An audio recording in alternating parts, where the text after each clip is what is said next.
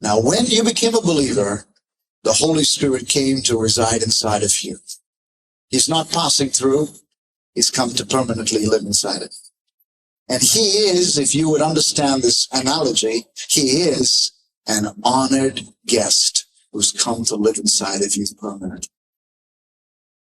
If you could understand that, and you could grasp that, what a privilege to have God living inside of me. Now, watch this. I'm going to give you an illustration. Suppose I moved into a new house. And in my new house, I had a nice, beautifully done up guest room. And it had its own bathroom. And then my first guests came to live. They came to stay for a few days. And I was so happy to have this guest. And so I said to the guest, as I met them, I said, I'm so happy to have you in my home. I want you to make this your home. And I just really want you, and just thrilled to have you here with me. And please, just be at home, okay? This is your home for the next 2 weeks. Then I said, let me show you around, because tomorrow morning I leave for work, and I want you to just show you around. So here is your bedroom. And if you need any change of anything, here it is. Here's the bathroom. Here are your towels. Here's the kitchen.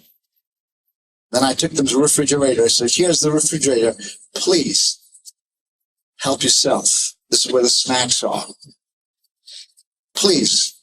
We spent the evening chatting and had a wonderful time. And at the end of the evening, I reminded him, I said, listen, tomorrow morning I'm gone. Please use anything. Now, I'm sincere, and I mean what I said. I really want that person to be at home. Now, let's say, suppose when I come back a couple of evenings later, I can't find my guest. I look all over the house, and I can't find him, and then I find him finally in my bedroom. And he's in the bedroom, and he's got the cupboard open, my cupboard, and he's sitting on my desk. And he's got all my papers in front of him. He's looking at my bank account.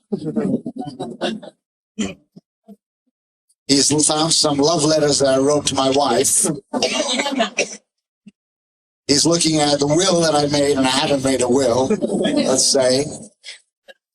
He's looking at all this personal stuff. And I come in the room, and there he is. What would you do? I would be thinking, the nerve of this person. And I might say something a little politely, like, excuse me, man, can I help you? And he says, oh, no help needed. No help needed. I was just going through your stuff. And boy, I thought you made more money than that. And these are really goofy letters that you write to your wife. I would be upset. And I would say something like this, hey, can I just say something? I don't think you should be looking at my personal stuff. Do you mind?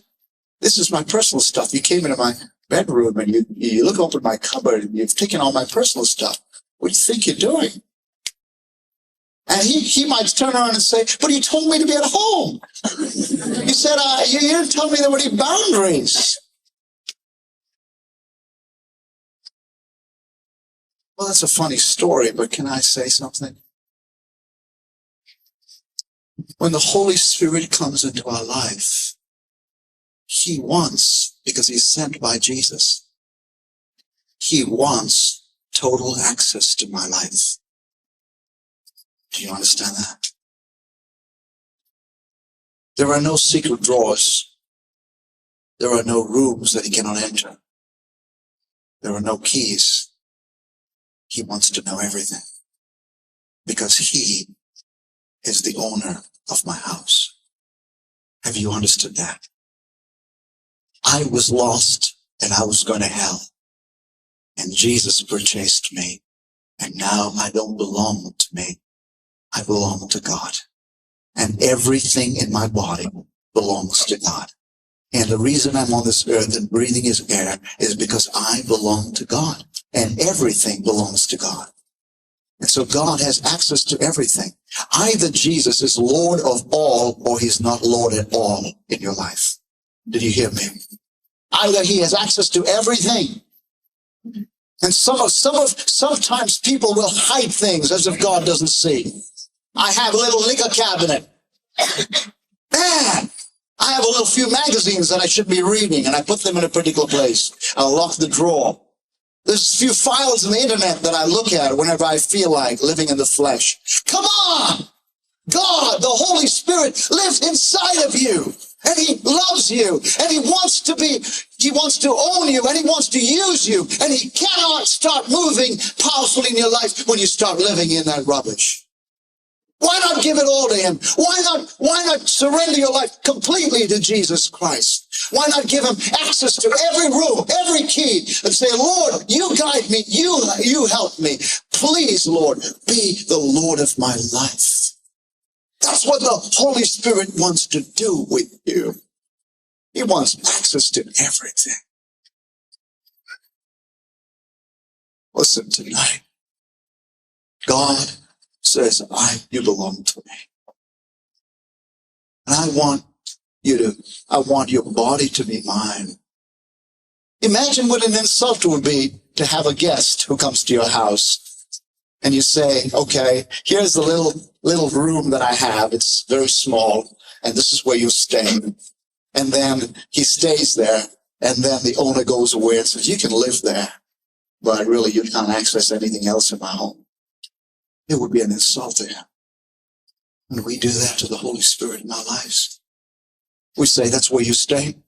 I like you when I go to church Sunday morning from 10 o'clock to 12 o'clock.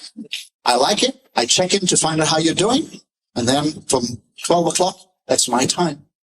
I check out. It's a hotel. See? You just get to stay for a little while. But the rest of the time is my time.